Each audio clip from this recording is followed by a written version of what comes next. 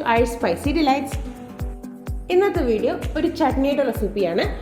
ദോശയുടെ കൂടെയും അതേപോലെ ഇഡ്ഡലി, വെള്ളയപ്പം, പാലപ്പം ഇതിൻ്റെ കൂടെയൊക്കെ പെർഫെക്റ്റ് ആയിട്ടുള്ള ഒരു കോമ്പിനേഷനാണ് ഈ ഒരു ചട്നി.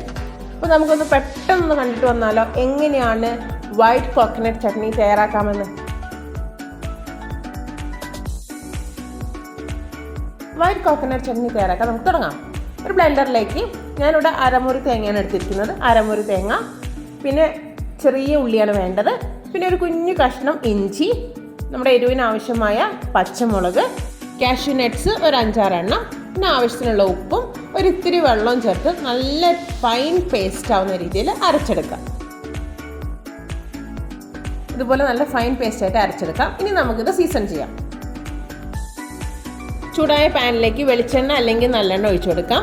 ഇനി ഇതിലേക്ക് കടുക് പൊട്ടിച്ചു കൊടുക്കാം. നമ്മുടെ വറ്റൽ മുളകും കറിവേപ്പിലയും ഇട്ടൊന്ന് കൊടുക്കാം.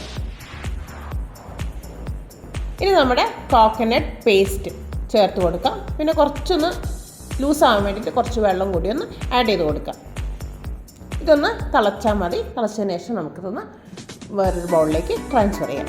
സ്പൈസി അതേപോലെ ഈസി ആയി തയ്യാറാക്കാൻ പറ്റുന്ന ഒരു വൈറ്റ് കോക്കനട്ട് ചട്നിയുടെ റെസിപ്പിയാണിത്. എല്ലാവരും ഇതുപോലെ ഒന്ന് ട്രൈ ചെയ്ത് നോക്കൂ കേട്ടോ. ഇനി ദോശയോ ഇഡ്ഡലിയോ എന്തെങ്കിലും ഉണ്ടാക്കുമ്പോൾ ഇതുപോലെ ഒന്ന് ചട്നി ഉണ്ടാക്കി ഒന്ന് ട്രൈ ചെയ്ത് നോക്കൂ. ട്രൈ ചെയ്ത് നോക്കിയതിന് ശേഷം നിങ്ങളുടെ അഭിപ്രായങ്ങൾ കമൻസിൽ ഒന്ന് രേഖപ്പെടുത്താനും വിട്ടുപോകരുത് കേട്ടോ. വീഡിയോ ഇഷ്ടമായാൽ ലൈക്ക് ചെയ്യാനും അതുപോലെ മാക്സിമം ഷെയർ ചെയ്ത് സപ്പോർട്ട് ചെയ്യണേ. ഈ ചാനൽ ആദ്യമായി കാണുന്നവരാണെങ്കിൽ ജസ്റ്റ് ഒന്ന് സബ്സ്ക്രൈബ് ബട്ടൺ ഒന്ന് ക്ലിക്ക് ചെയ്താൽ ഇതുപോലത്തെ ഈസി പീസി റെസിപ്പികൾ നിങ്ങൾക്ക് വീണ്ടും കിട്ടുന്നതാണ്. അപ്പോൾ അടുത്തൊരു വീഡിയോയിൽ പുതിയൊരു റെസിപ്പിയുമായി നമുക്ക് വീണ്ടും കാണാം. ബൈ.